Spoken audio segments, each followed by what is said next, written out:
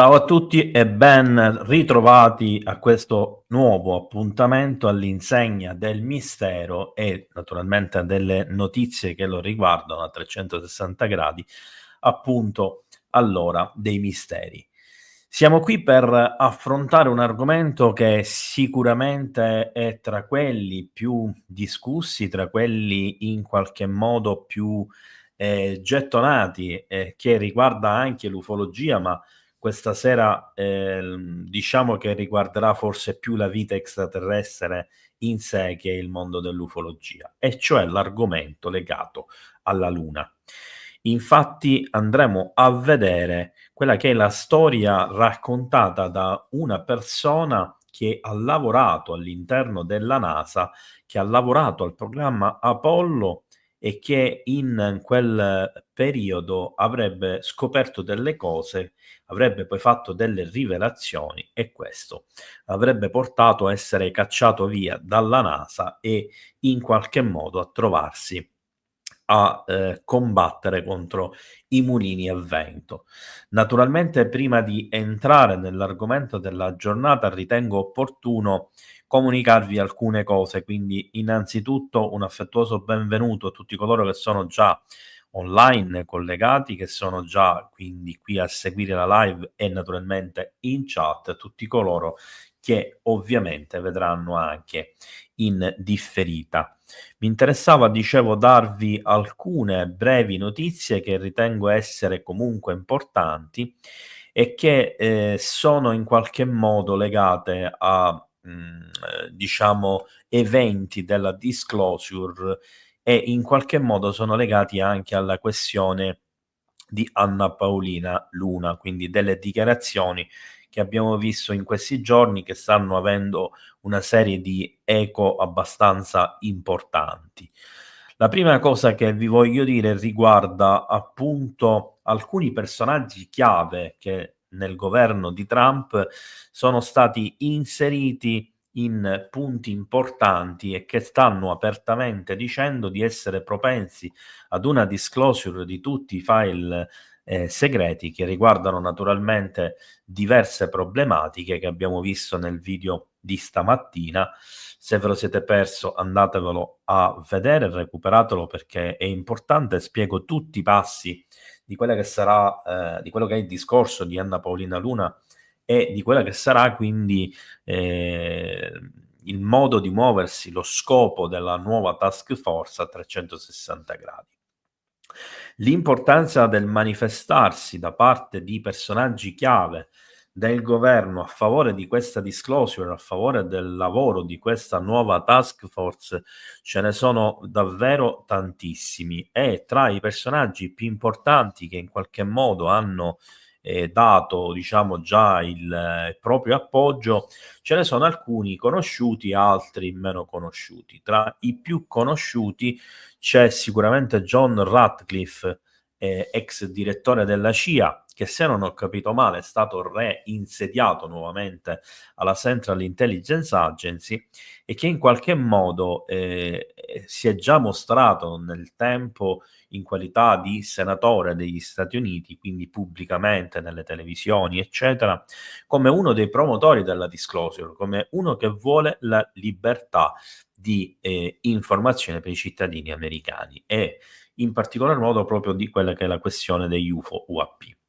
Quella che stiamo vedendo adesso invece è Tulsi Gabbard, direttore, è stato oggi fatto come direttore nazionale dell'intelligence, cioè è colui che dal governo dirige e coordina tutti i gruppi di intelligence degli Stati Uniti, che sono veramente tantissimi, giusto per citarne alcuni: la Central Intelligence Agency, che conosciamo come CIA, l'NSA, cioè il National Security Agency, la Federal Bureau, cioè l'FBI, ma ce ne sono anche altri come il CIC della Marina, ci sono quelli delle forze dell'esercito, dei Marines, dell'aeronautica e via discorrendo fino ad arrivare anche alle Space Force. E tra le cose proprio del giuramento di oggi è stato detto pubblicamente che il suo obiettivo primario sarà quello di far ritornare il potere al popolo americano e che quindi i servizi segreti non sfruttino più il popolo americano, ma che siano al servizio del popolo statunitense e lavorino per la sicurezza nazionale e non per la segretezza, inclusa anche quella allo stesso popolo americano, allo stesso Senato, Congresso, Presidente, eccetera, eccetera. In ultimo e non meno importante, il segretario alla difesa Pete Hegseth, che anche lui si è detto disponibile all'appoggio totale e incondizionato a questa disclosure, che ritengo essere già di per sé una questione molto, ma molto importante. Andiamo ad un'altra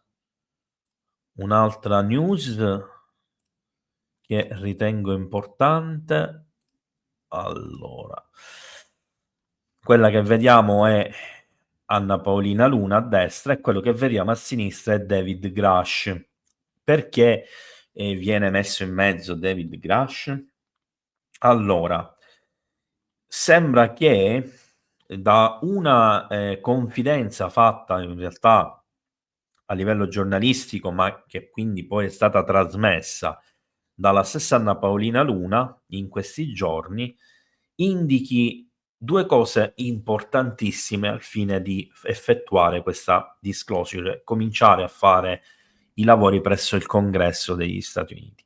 La prima è che, non c'è mai stato lo SCIF, cioè la riunione a porte chiuse segreta, in cui David Grush avrebbe dovuto conferire ai membri del Congresso quelle informazioni che non ha potuto dire davanti ai giornalisti e al pubblico. E questa è una cosa gravissima, perché in effetti ci dice che non gli è stata concessa l'autorizzazione, il nulla osta a fare questo. E questo viene interpretato dal Congresso come un ostacolare il fatto che il Congresso stesso venga messo al corrente di informazioni vitali per il popolo degli Stati Uniti, che ha eletto i suoi rappresentanti presso il Congresso insieme al Senato, sono organi che autorizzano a livello economico gli stanziamenti, eccetera, e quindi in qualche modo questa accusa va a pesare e a gravare ancora di più, perché sembra che abbiano impedito ad un whistleblower di nascondere informazioni importanti. E la seconda cosa è che faranno molta leva affinché questo avvenga e in tempi brevi, cioè che ci sia uno SCIF che coinvolga David Grush con l'obiettivo di, e qui attenzione perché viene specificato proprio questo, o capire se ha mentito, se ha detto una serie di cose non vere, oppure scoperchiare il vaso di Pandora qualora quelle cose che ha detto pubblicamente venissero confermate e ampliate da nuovissime informazioni, importantissimi dati, foto, video e quant'altro che riguardano gli argomenti di cui ha parlato. Giusto per farvi capire, tra gli argomenti di cui ha parlato ci sono recovery di UFO, cioè UFO recuperati, retroingegneria, corpi alieni recuperati con diciamo utilizzo di questi corpi per scoperte e invenzioni, eccetera, di tipo biologico, di tipo batteriologico, eccetera.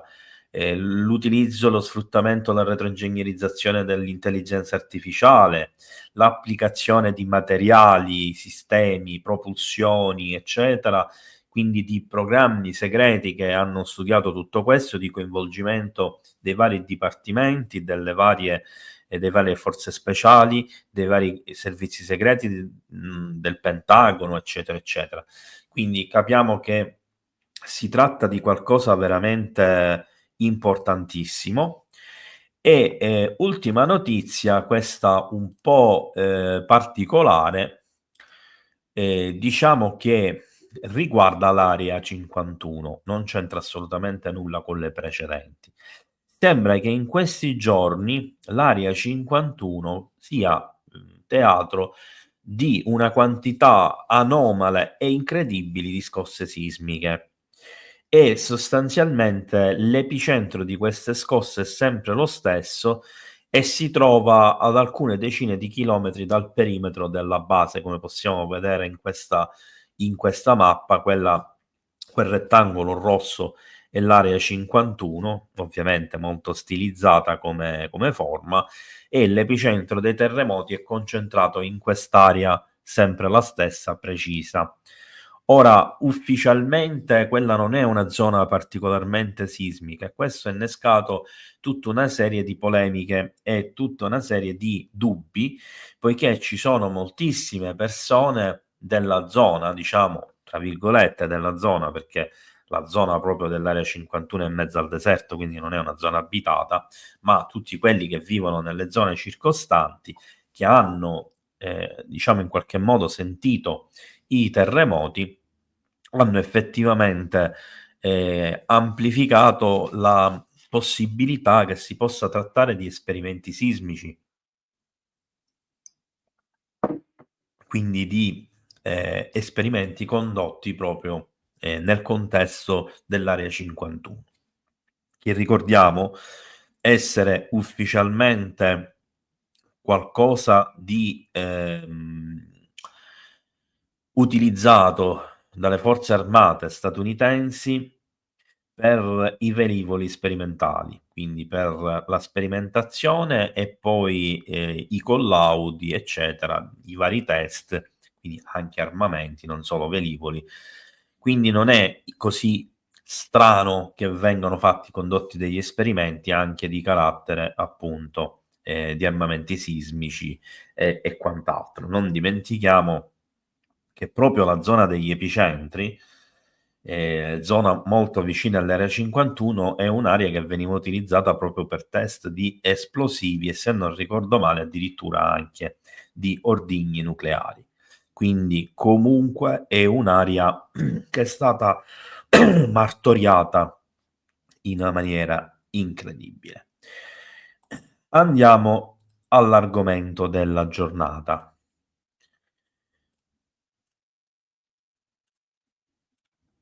Eccoci qua. Un lavoratore della missione Apollo ha trovato prove che sulla Luna esistono antiche città aliene. La NASA lo ha licenziato. Questa cosa a me fa ridere, questo titolo, perché fa capire da una parte quanto tengano gli americani alla segretezza e quanto poco contino le persone di valore, tra virgolette, nel momento in cui decidono di non mantenere più questa segretezza. E questo mi porta a, in qualche modo, dare più valore a quelli che sono gli insider, come oggi chiamano i whistleblower, che, come sorridendo un utente del canale ha voluto ricordare, allora fine significa fischiatori, cioè quelli che fischiano al vento, insomma, le informazioni.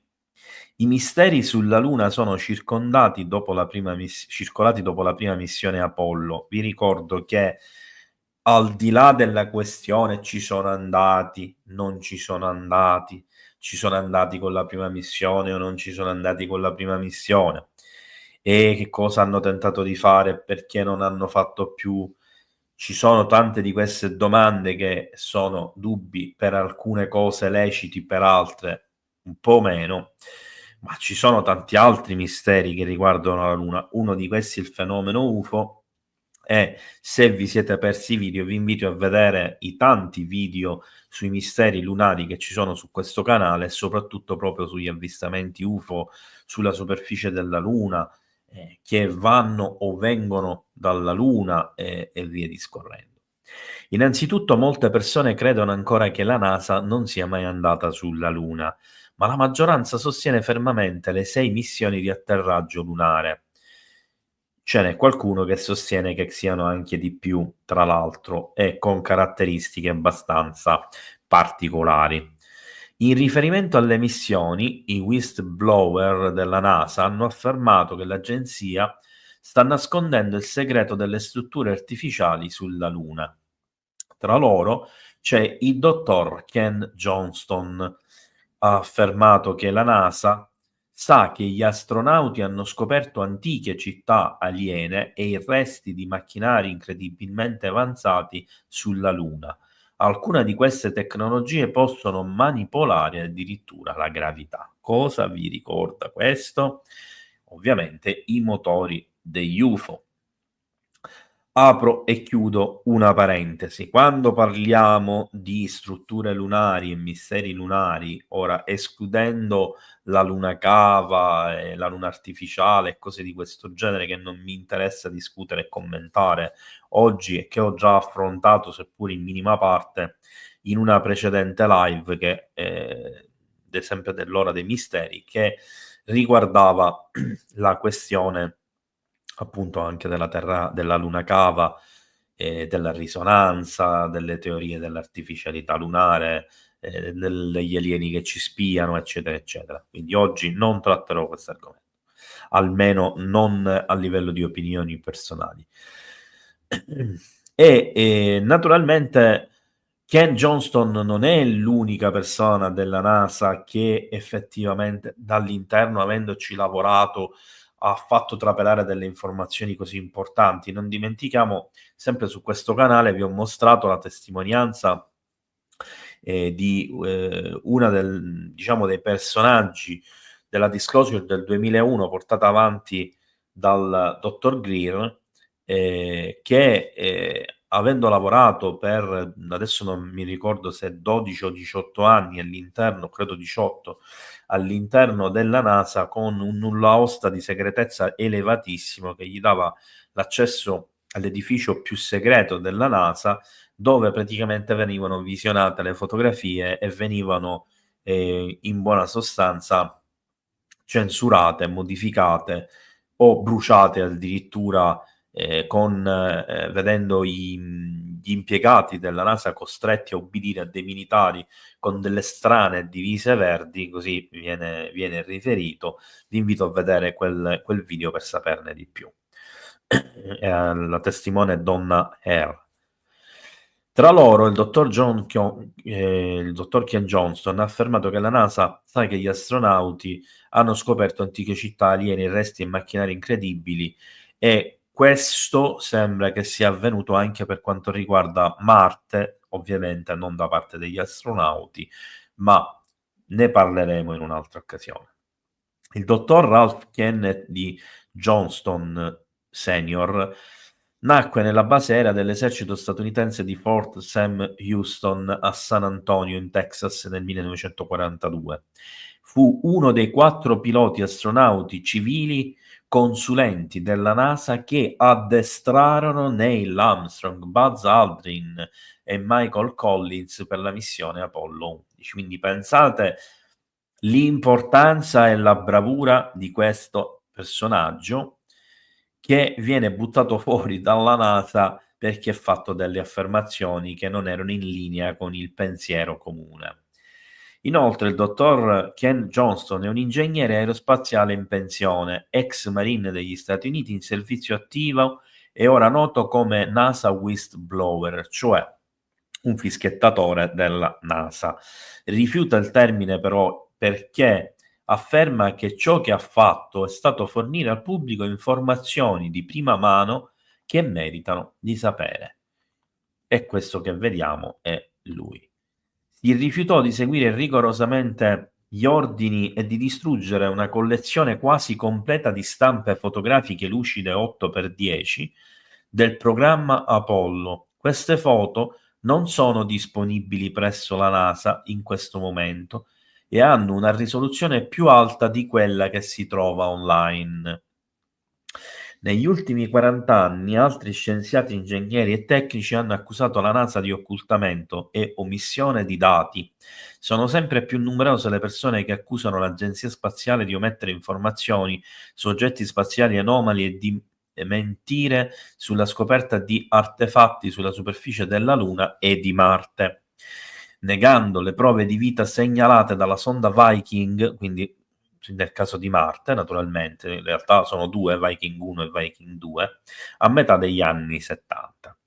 Secondo il dottor Johnston, gli astronauti dell'Apollo riportarono prove fotografiche dei reperti che avevano trovato durante le loro attività extraveicolari sulla Luna. Johnston affermò che la NASA aveva ordinato di distruggere le immagini dell'EVA al Jet Propulsion Laboratory, il GPL. L'EVA vi ricordo che è la missione esterna alla navetta nello spazio, la cosiddetta passeggiata spaziale. Ma lui si rifiutò. Quando lo rese pubblico fu licenziato dall'agenzia. Nel comunicato stampa del 2007, Kay Ferrari, direttrice del programma SSA del GPL, chiese al dottor Johnston di dimettersi.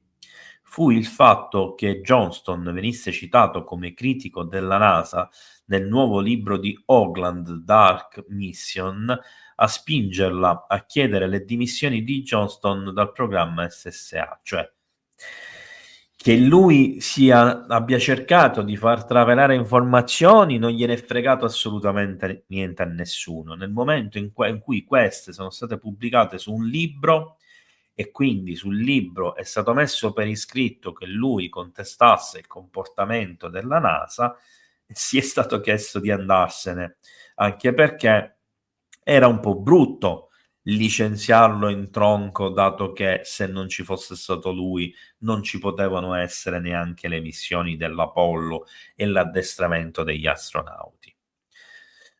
Quando il dottor Johnston rifiutò di licenziarsi, citando le protezioni del primo emendamento della libertà di parola garantite a tutti i dipendenti della NASA, vedete come esce fuori anche in questo caso il contesto della libertà di parola su cui stanno basando il progetto della nuova task force. Anche quelli del GPL, Ferrari apparentemente decise di rimuoverlo arbitrariamente dal programma SSA, come affermato nel comunicato stampa, quindi senza alcuna autorizzazione, andando contro praticamente le leggi dello Stato. Dopo la sua brusca partenza, ha dichiarato di essere stanco del fatto che il governo degli Stati Uniti sia seduto sulle prove per più di 4 decenni, prove che sulla Luna esistono antiche città aliene. Le immagini di bassa qualità incluse nel libro raffigurano rovine di edifici, enormi oggetti a forma di cupola fatti di vetro, torri di pietra e castelli sospesi nell'aria. Ora vi potrà sembrare di sentire una barzelletta, un cattiva versione di una serie di fantascienza, ma in realtà tutto quello che lui sta dicendo qui viene confermato da un documentario di cui ho parlato in altre occasioni, di José Scamilla, un regista sudamericano che è diventato famoso proprio con questo documentario della Luna, e naturalmente su un'altra scoperta che riguarda una presunta creatura ultradimensionale che è il Rhodes. E nel suo documentario intanto abbiamo una luna a colori, perché le riprese che sono state fatte a colori e non in bianco e nero. Abbiamo una visione delle immagini capovolta e ci viene spiegato il perché sostanzialmente molte immagini che arrivano dalla Luna sono girate sottosopra per far sì che quelle che sembrano delle cupole, quelle che potrebbero essere delle cupole in realtà diventano così uguali ai crateri d'impatto.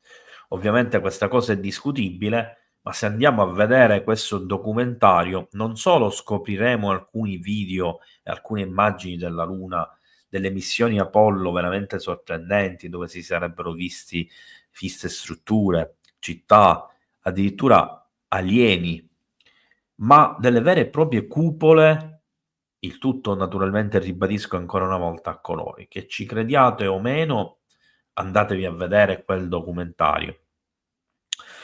Detto questo, andiamo avanti con la questione. Non ho niente da perdere, ci dice. Ho litigato con la NASA e sono stato licenziato, ha detto Ken Johnston.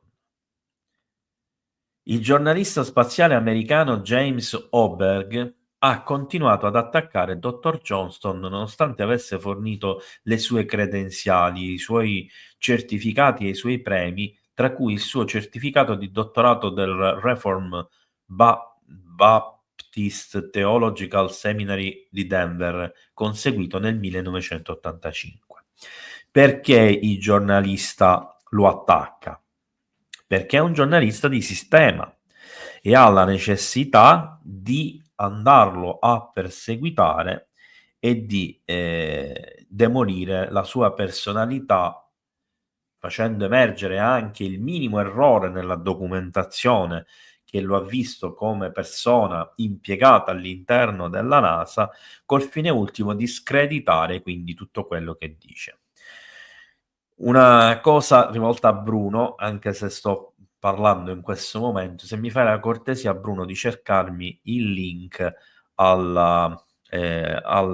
documentario di Giuseppe Scamilla, se c'è in rete, e a passarmelo successivamente, così poi lo metto nella bio del video e tra i commenti, qualora qualcuno lo volesse vedere, che ho dimenticato di andarlo a recuperare. Questo è un documento della NASA che attesta praticamente alcune delle sue qualifiche, comunque il fatto che lui abbia lavorato presso la NASA. Questo è un documento che è addirittura pubblicato sulla pagina Facebook.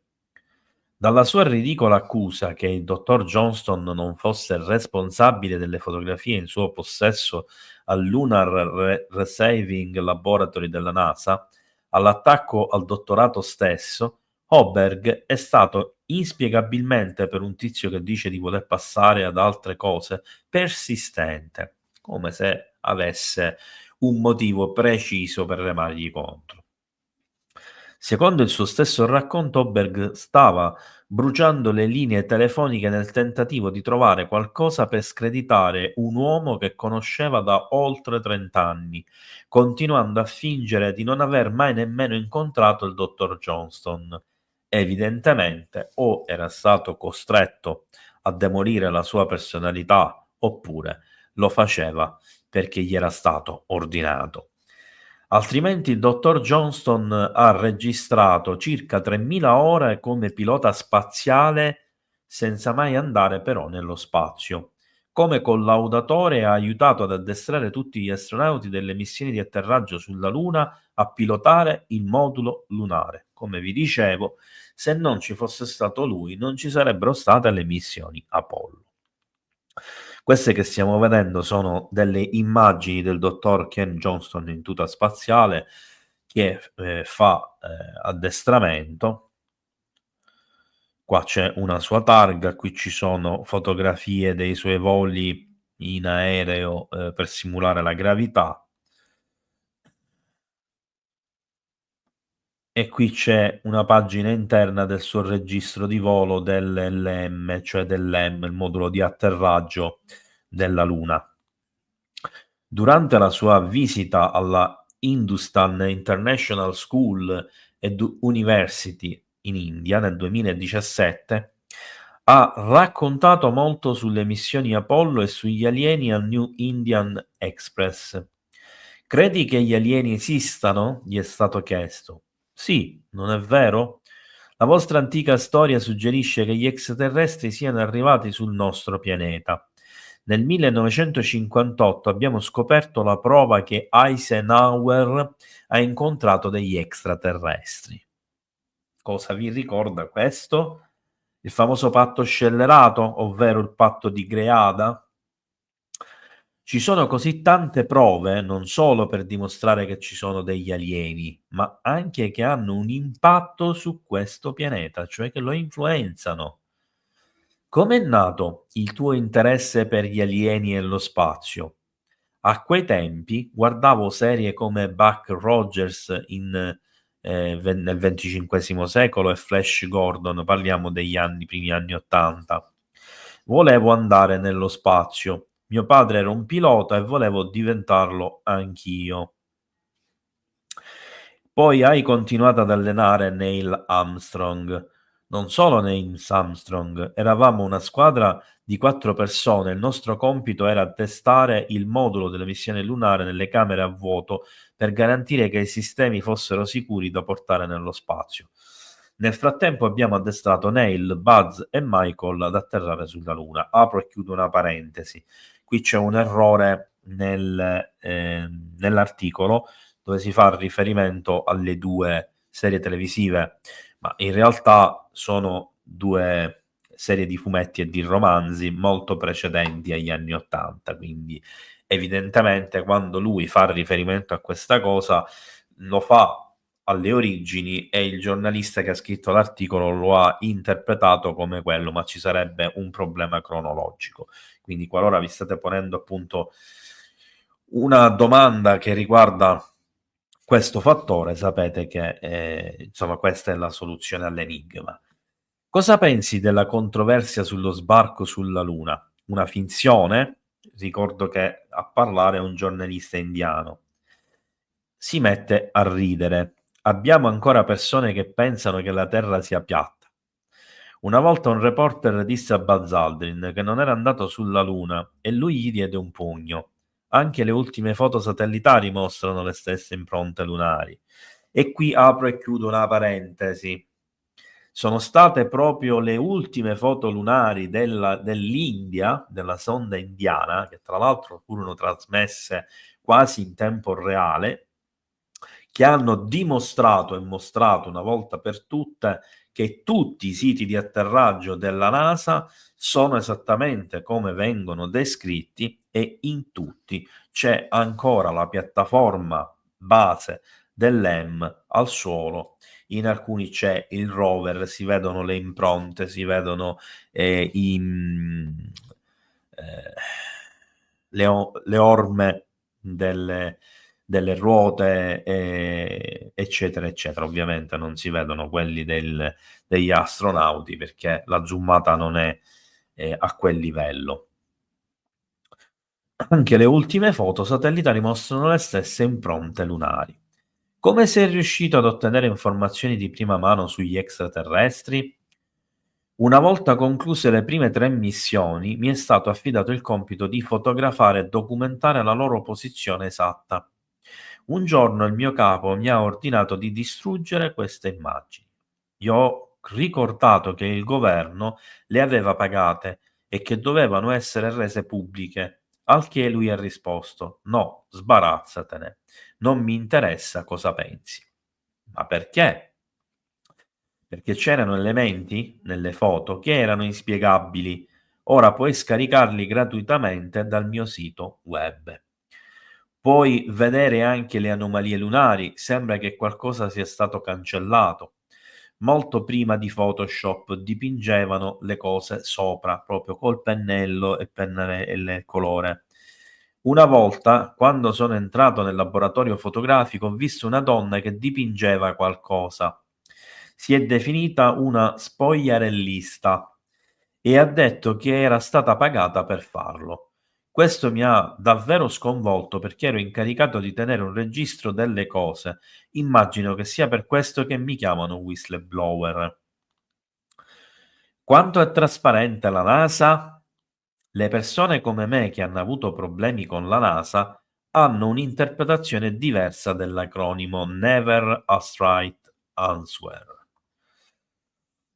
E qui finisce l'articolo. Allora, quindi mi metto a disposizione ora per eventuali domande.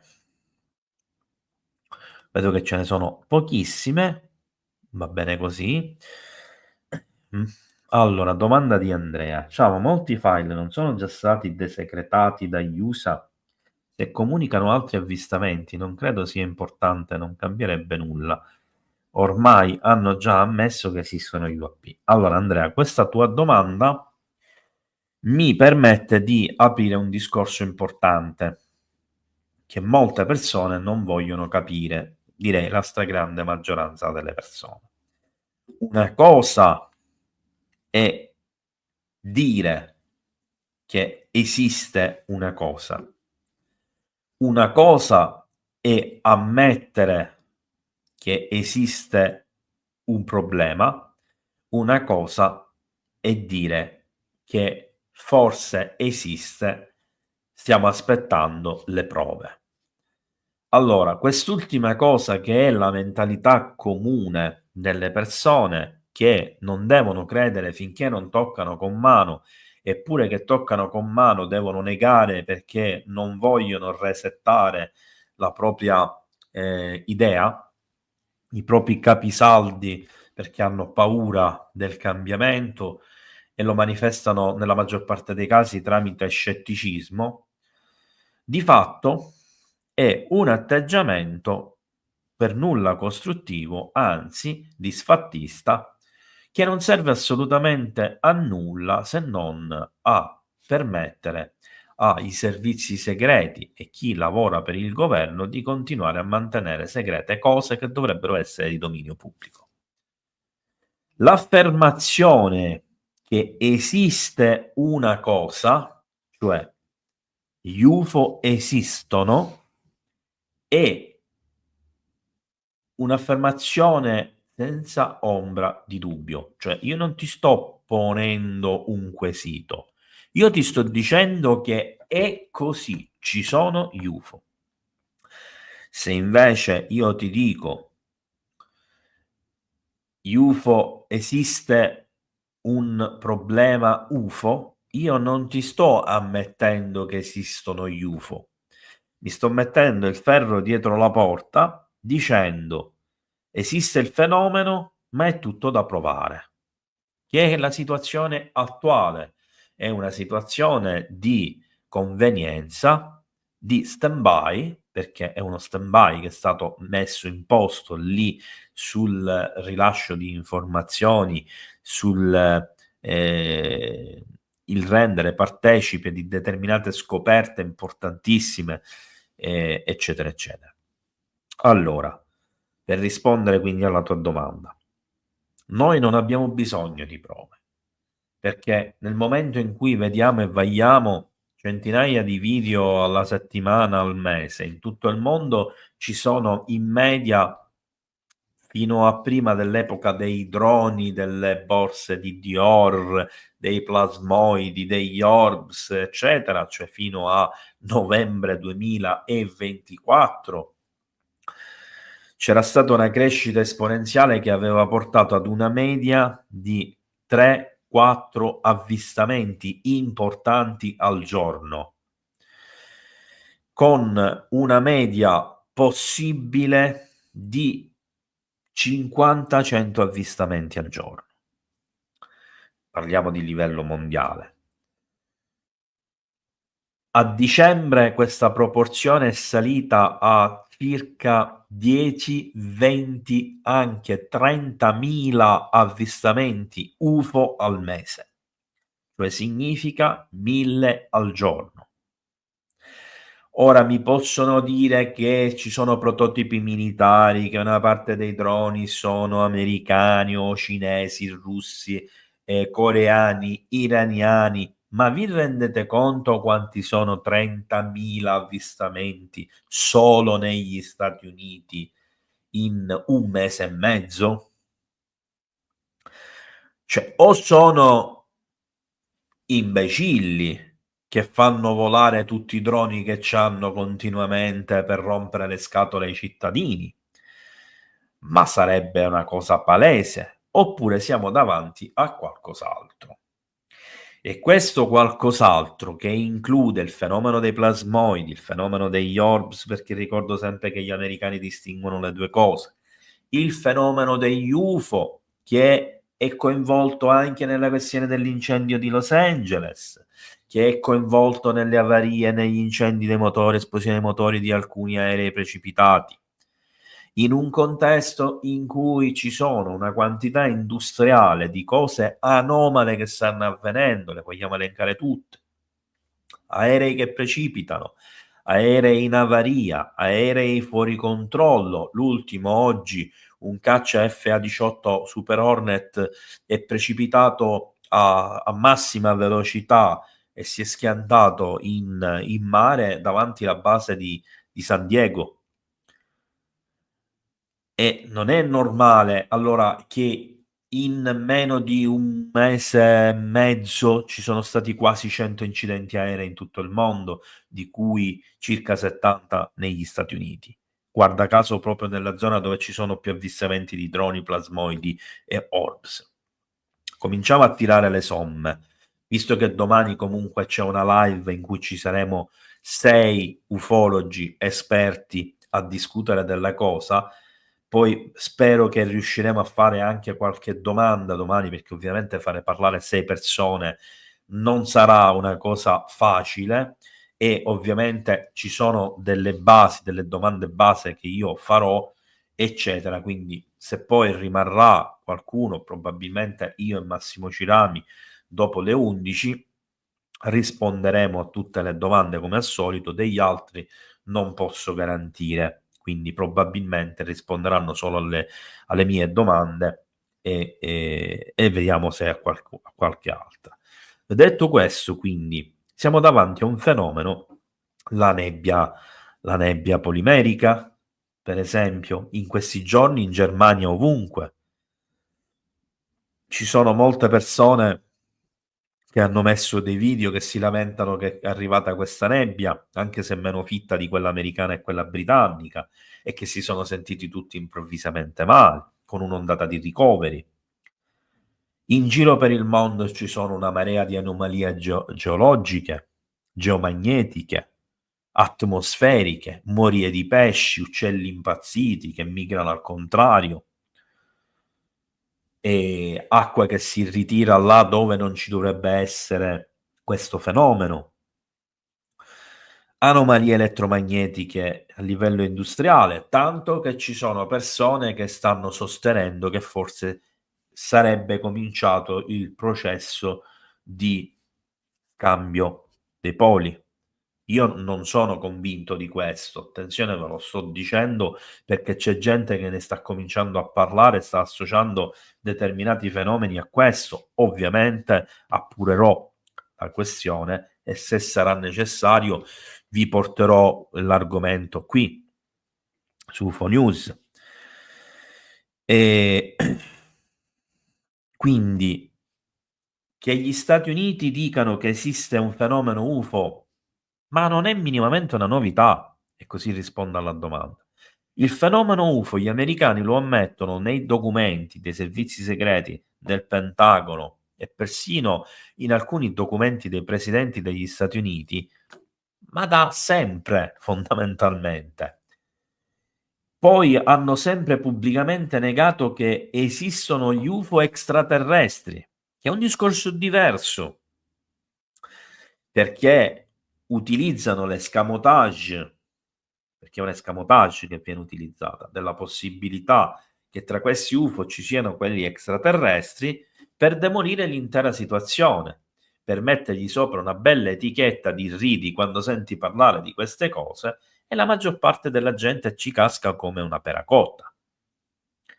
Ora, quindi, questa è la situazione attuale, cioè siamo davanti ad un'evidenza che è stata dichiarata 1 miliardo di volte, con 1 miliardo di prove, ma che nessuno vuole considerare, né quelle dichiarazioni, né quei documenti, né quelle prove video, né niente. E può venire chiunque a parlare dell'argomento, può essere un maggiore dei servizi segreti, un colonnello dell'USAF, un pilota esperto addestratore dell'aeronautica, un ex astronauta della NASA, può essere chiunque, non conta quella testimonianza, non conta quello che dice, perché finché un rappresentante del governo degli Stati Uniti non salirà sul pulpito a dire e annunciare al popolo statunitense, quindi al mondo intero, vi abbiamo raccontato palle per 80 anni.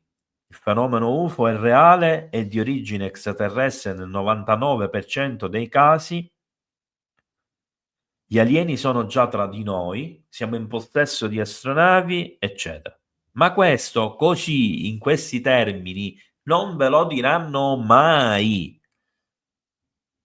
Daranno delle informazioni selezionate e limitate con il fine di informare il popolo americano, perché non gliene frega niente degli altri, il popolo americano, di gli UFO esistono.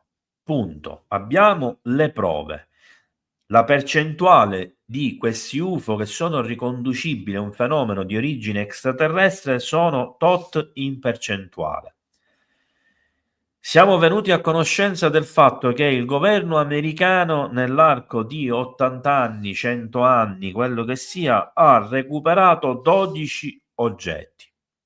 Di questi 12 oggetti, 7 erano integri, 3 sono stati recuperati da scavi archeologici e gli altri erano distrutti durante gli schianti.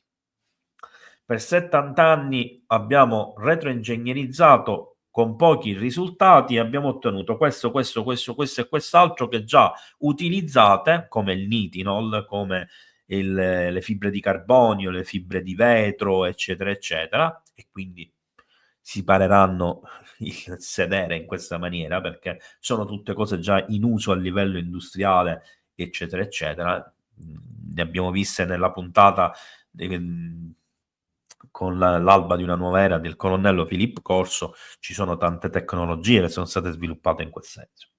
Dopodiché vi diranno, ci sono stati dei contatti, vengono a visitarci, non interagiscono, c'è stata questa interazione questo giorno, di questo anno con questo tizio, fine. E anzi ci dovete dire grazie se vi diranno queste cose.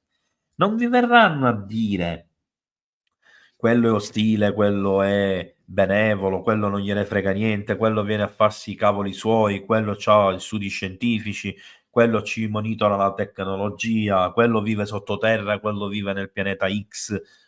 No, scordatevi tutte queste tipologie di informazione, così come vi dovete scordare che vi diranno le mutilazioni animali sono imputabili ad una razza aliena, oppure che le abduction sono fatte realmente dagli alieni. Non ve ne diranno queste cose, perché significherebbe panico globale. Significherebbe fine di governi, forze armate, religioni, fine, cioè un reset improvviso totale che sarebbe un terremoto devastante a livello sociale globale, senza freni. Immaginate di svegliarvi una mattina e sapere che possono venirvi a prendere nel vostro letto in qualunque momento o mentre siete in mezzo alla strada con la macchina, tanto manco ve lo ricordate, vi fanno quello che vogliono e il governo e l'esercito con tutte le tecnologie avanzate di questo mondo non sono capaci di fermarlo e di difendervi. Pensate solo a questo è solo uno dei punti. Non ne diranno mai certe cose. Stop alle domande intanto perché altrimenti sforiamo. Domanda di Maria. Come avrebbe fatto il regista del documentario ad entrare in possesso delle vere foto della Luna?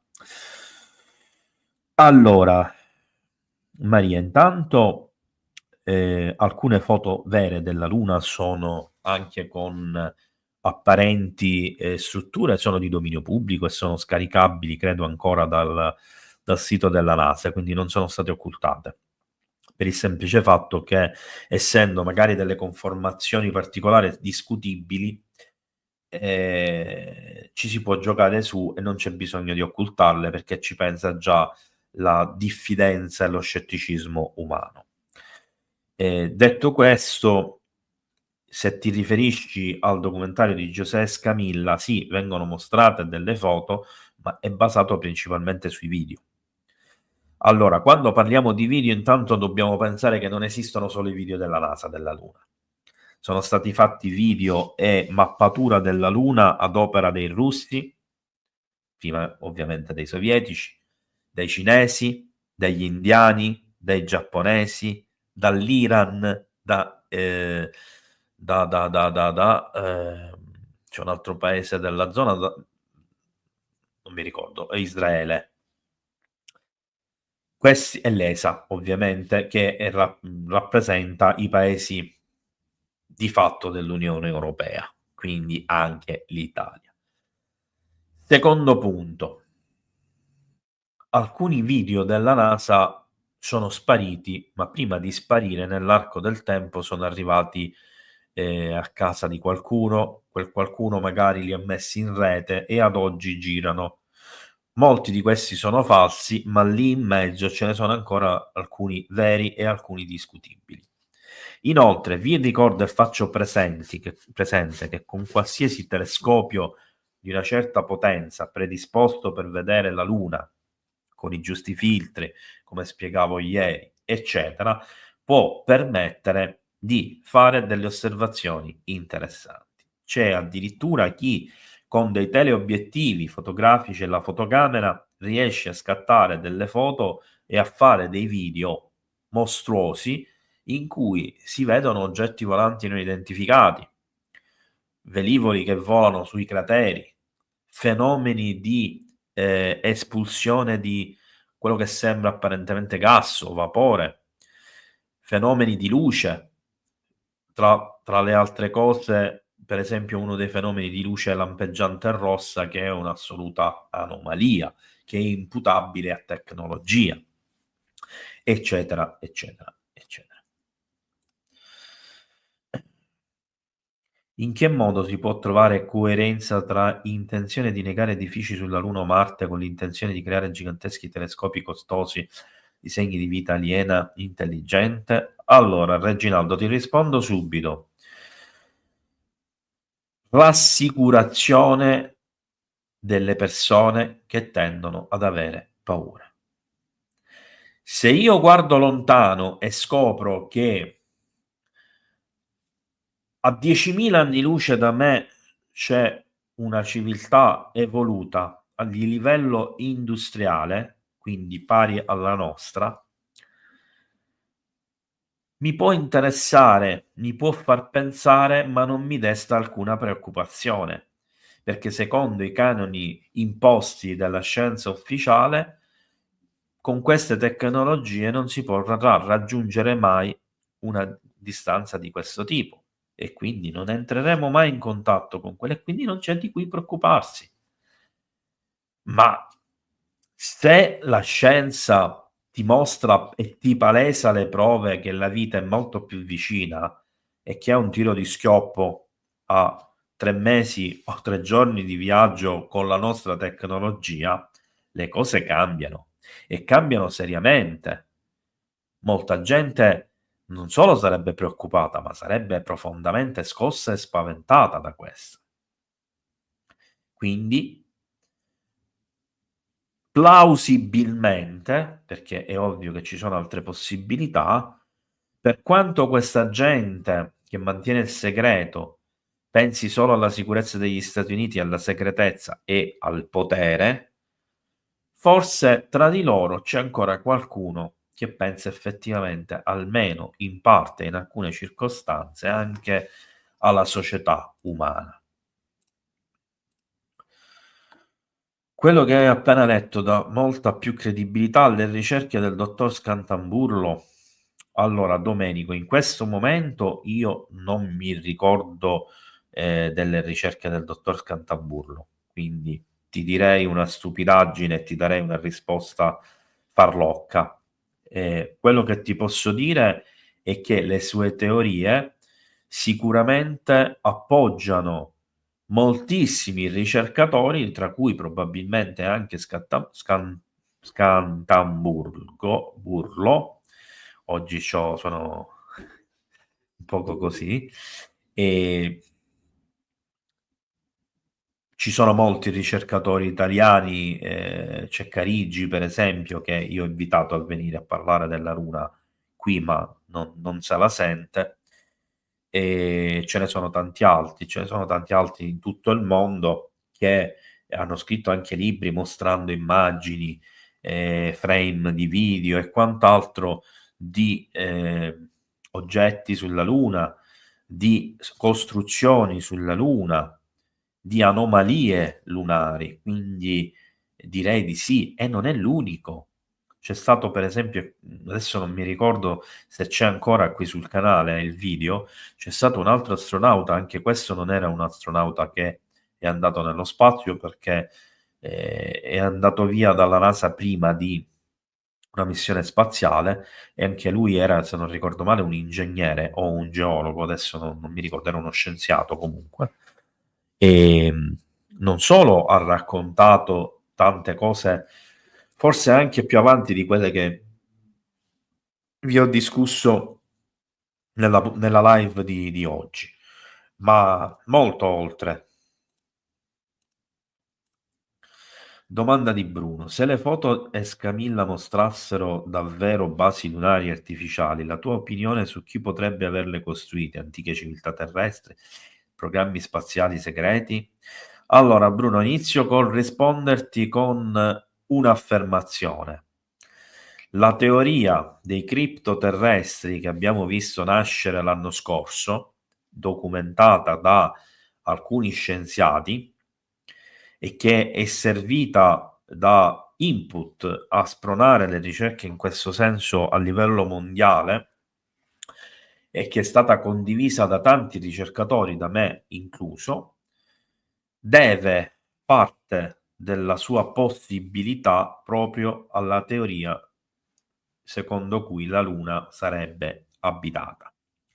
Infatti, nella teoria dei criptoterrestri, o che è stata abitata, nella teoria dei criptoterrestri si parla di diverse possibilità, cioè, punto 1, vita nel sottosuolo, punto 2, vita in mezzo a noi ma nascosta, punto 3, vita terrestre che per motivi X nel passato si è spostata in altri pianeti a noi vicini, e fa l'esempio di Luna e Marte, o vita extraterrestre da pianeti vicini che in tempi molto antichi si è trasferita molto più vicino a noi o nella Terra e di conseguenza oggi, tra virgolette, sarebbe criptoterrestre. Quindi di fatto che ci possano essere costruzioni lunari create da una civiltà antica della Terra o extraterrestre che è venuta in tempi antichi sulla Terra sono entrambe plausibili. Se poi vogliamo entrare in merito a culture che si sarebbero evolute sul pianeta Terra a un punto tale da compiere viaggi spaziali, allora nella letteratura, diciamo, fantastica, fantascientifica, spesso viene citata la civiltà atlantidea. Io ritengo che la civiltà atlantidea si sia evoluta molto, ma sia arrivata a un certo punto e non oltre. Quindi ritengo che quando parliamo di questa tipologia di civiltà dobbiamo andare indietro non di 5.000, 10.000 anni, ma probabilmente di almeno 100-200.000 anni.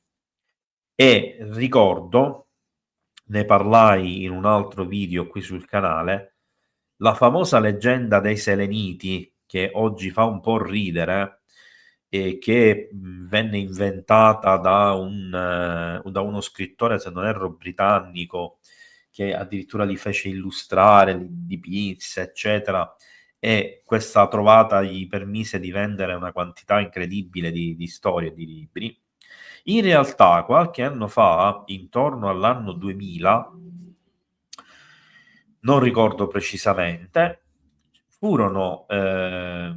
arrivò una notizia in rete che fu immediatamente postata da tutti, all'epoca andavano ancora i forum e c'erano i primi blog, ehm, praticamente con 2 fotografie, in cui si parlava di reperto recuperato sulla Luna da una missione segreta, dove all'interno di una grande roccia lunare c'era una scultura di un selenita, anzi di una selenita.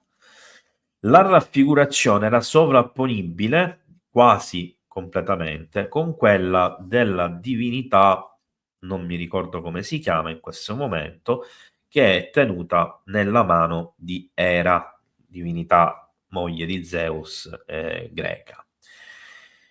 Cioè una donna alata, la classica figura dell'angelo che vediamo anche nella cultura sumera come Anunnaki e la possiamo trovare in tutte le antiche culture del mondo, soprattutto quelle del Mediterraneo, per esempio tra gli Etruschi, ma anche tra i Greci, i Romani, nell'artigianato erano spesso raffigurate, quindi nel vasellame, eccetera, queste figure che sembravano degli angeli con le ali, appunto, che non c'entrano niente con le arpie, le Strix, eccetera, eccetera. E c'erano le fotografie di questa sorta di basso rilievo, mentre veniva analizzata da una scienziata donna in camice all'interno di una struttura assolutamente ermetica, settica, eccetera, e un'altra fotografia con la zoomata esterna che si vedeva che questa cosa era fatta in una struttura interna e fuori da questa struttura c'erano una cinquantina di scienziati che osservavano mentre avveniva questa cosa. Ora, io non posso minimamente dichiarare che questa cosa fosse vera, così come non posso dire che fosse falsa. Tendo che sia vera. All'epoca, dopo solo 6 ore da quando questo articolo arrivò in rete, fu cancellato e rimosso da tutte le parti, da tutte le fonti. Rimasero poi soltanto gli articoli di chi come me, magari all'epoca completamente ancora sconosciuto, e poi magari cambiando, passando dal forum al blog, si sono perse quelle cose, eccetera, e lì è andato perso tutto. Chissà che magari qualche giorno non emerga che questa storia era una buffonata oppure che fosse vera. Però, se fosse vera, potremmo essere davanti ad una soluzione non solo all'enigma delle strutture lunari, ma a una serie di enigmi della storia terrestre e ai miti della Terra, cioè alla presenza di queste figure alate che vengono rappresentate come divinità che arrivano dal cielo. E a questo punto, non più metaforicamente capaci di volare e quindi rappresentate con le ali per questo, ma forse addirittura vere e proprie figure alate, per quanto possa sembrare una cosa strana. E quindi la mia opinione è che forse in un tempo molto antico c'era qualcuno sulla Luna, ci viveva qualcuno. Questo non significa che la Luna fosse abitabile e quindi che la dobbiamo immaginare come la Terra. Assolutamente no, che ci fossero delle strutture chiuse, sigillate, che consentivano la vita a dei gruppi che erano lì per degli scopi precisi, magari monitorare noi, magari recuperare dei minerali e via discorrendo.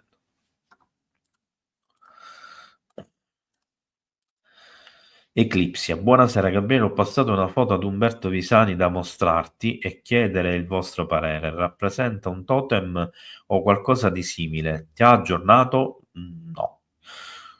Al momento non ne ho saputo nulla, però lui è impegnato, credo, in una conferenza o qualcosa in questi giorni, quindi magari lo farà prossimamente, ma ti invito a inviarmi il materiale direttamente a me. Dico, non c'è bisogno che me lo fai avere tramite un altro ricercatore. La mia email ufo-avvistamenti@virgilio.it, ve la mostro a proposito, è di dominio pubblico, quindi puoi tranquillamente mandarmi la